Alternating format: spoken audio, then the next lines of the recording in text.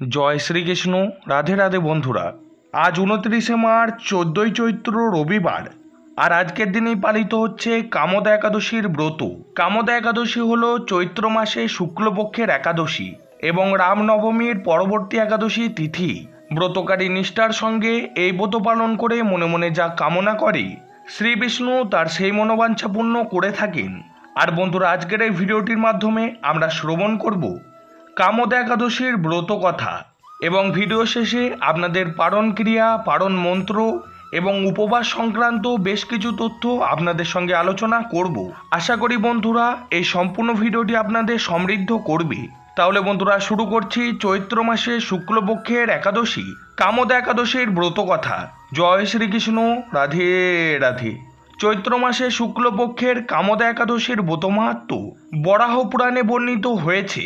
মহারাজ যুধিষ্ঠির জিজ্ঞাসা করলেন, হে বাসুদেব, আপনি কৃপা করে আমার কাছে চৈত্র মাসে শুক্লপক্ষের একাদশীর মহিমা কীর্তন করুন। শ্রীকৃষ্ণ বললেন, হে মহারাজ, এই একাদশীর ব্রত সম্পর্কে এক বিচিত্র কাহিনী বর্ণনা করছি, আপনি এক মনে তা শ্রবণ করুন। পূর্বে মহর্ষি বশিষ্ঠ মহারাজ দিলীপের কৌতূহল নিবারণের জন্য এই ব্রত কথা কীর্তন করেছিলেন। ঋষি বশিষ্ঠ বললেন, হে মহারাজ, চৈত্র মাসে শুক্লপক্ষের একাদশীর নাম কামদা। এই তিথি পাপনাশক ও পুণ্য প্রদায়িনী। প্রাচীনকালে নাগপুর নামের এক মনোরম শহর ছিল, আর সেখানে স্বর্ণ নির্মিত গৃহে বিষধ সাপেরা বসবাস করত। পুণ্ডরিক ছিলেন তাদের রাজা।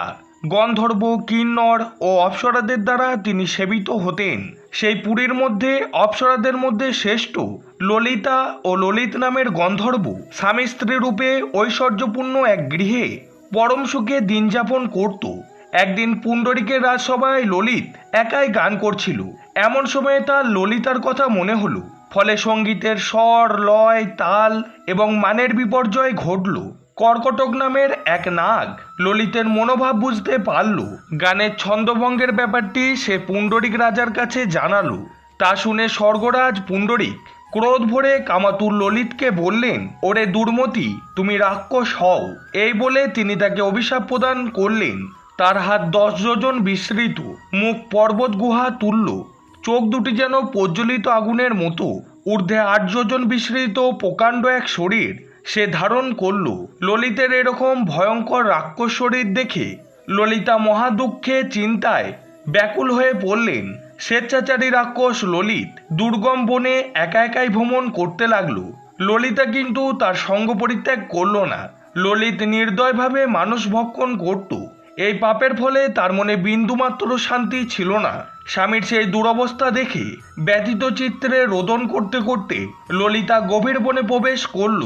একদিন ললিতা বিন্ধ্য পর্বতে গিয়ে উপস্থিত হলো।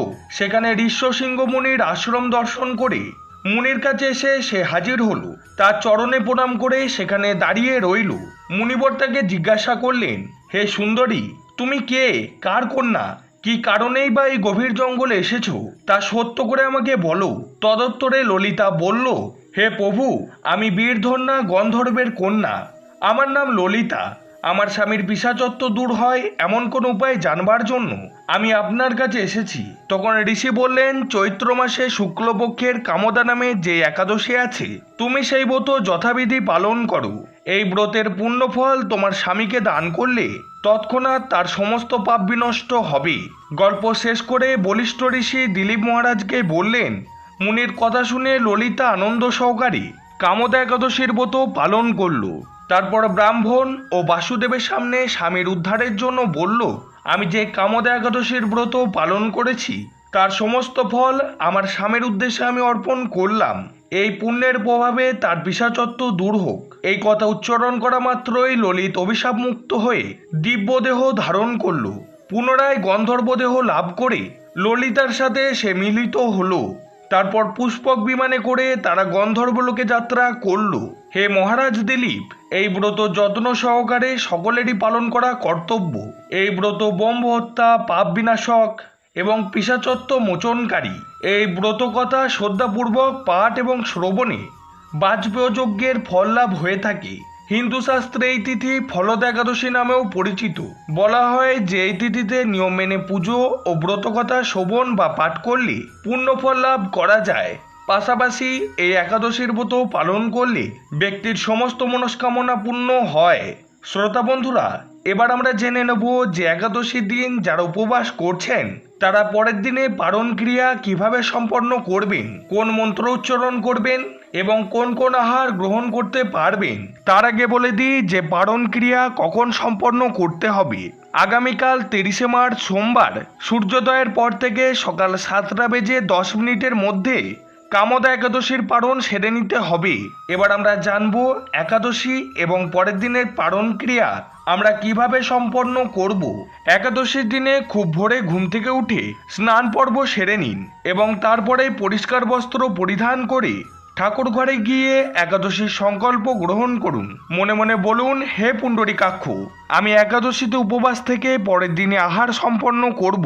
আমি যাতে এই একাদশী নিষ্ঠার সঙ্গে পালন করতে পারি তার জন্য আপনি আমার সহায় থাকবেন। চাইলে আপনি সংকল্প মন্ত্র এইভাবে উচ্চারণ করতে পারেন। একাদশাম নিরাহারো স্থিতাহাম অপরেহানি ভোক্সামি পুণ্ডরীকাক্ষ শরণং মে ভবাচ্যুত। শাস্ত্রমতে দশমীর দিনের রাত্রিকালীন আহারটি নিরামিষ হওয়া বাঞ্ছনীয় এবং একাদশীতে নিরাহার থাকতে হবে। যদি অসমর্থ হন তাহলে শুধুমাত্র একাদশীতে নিরাহার থাকতে হবে। আর যদি কোনো কারণের জন্য তাতেও আপনি অসমর্থ হন তাহলে পঞ্চরবি শস্য বাদ দিয়ে ফলমূল, সবজি এবং অনুকল্প প্রসাদ গ্রহণ করতে পারেন।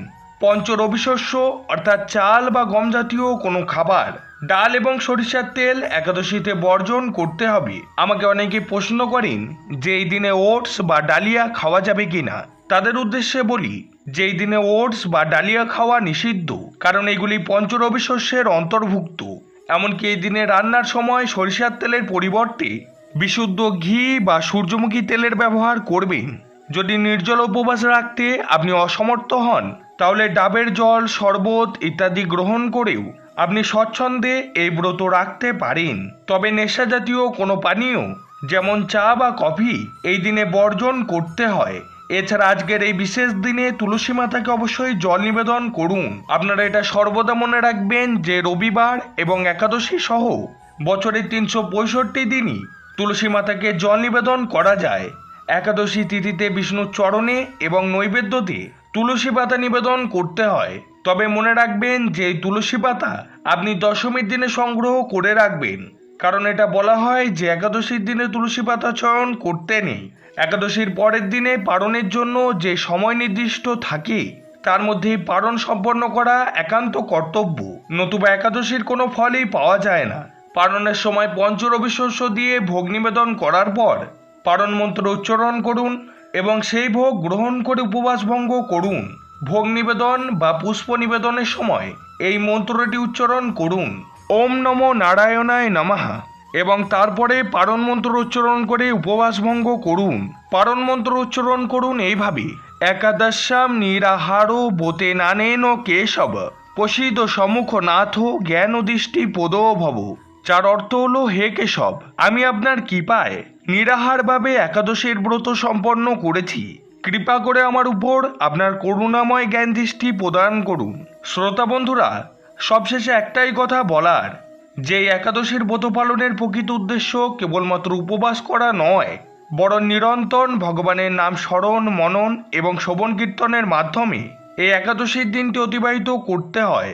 এই দিনে সম্ভব হলে বিষ্ণু সহস্র নাম জপ করুন এবং ভগবদ্গীতার থেকে যে কোনো একটি অধ্যায় মনোযোগ দিয়ে পাঠ করুন বা শ্রবণ করুন।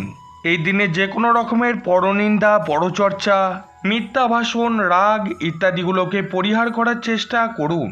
একাদশীতে শরীর থেকে রক্তপাত হওয়া অশুভ, তাই তরিতরকারি বা সবজি কাটার ক্ষেত্রে বিশেষভাবে সতর্ক থাকবেন।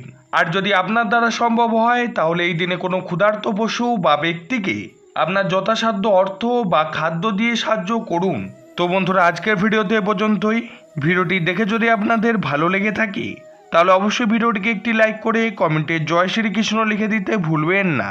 আর বন্ধুরা, ভিডিওটিকে অবশ্যই নিজের আপনজন ও বন্ধুবান্ধবদের সাথে শেয়ার করে দিন, যাতে তারাও এই ভিডিওটি দেখে উপকৃত হতে পারে। এবং এই চ্যানেলে যারা নতুন এসেছেন তাদের কাছে একটি ছোট্ট অনুরোধ, আপনারা অবশ্যই চ্যানেলটিকে সাবস্ক্রাইব করে পাশে থাকা বেল আইকনটিকে অলে সেট করে দিন এরকম ধরনের নিত্য নতুন ভিডিও প্রতিদিন দেখার জন্য। ঈশ্বরের কাছে প্রার্থনা করি আপনারা সবাই ভালো থাকুন, সুস্থ থাকুন। জয় শ্রীকৃষ্ণ। রাধে রাধে। ভিডিওটি সম্পূর্ণ দেখার জন্য অনেক অনেক ধন্যবাদ।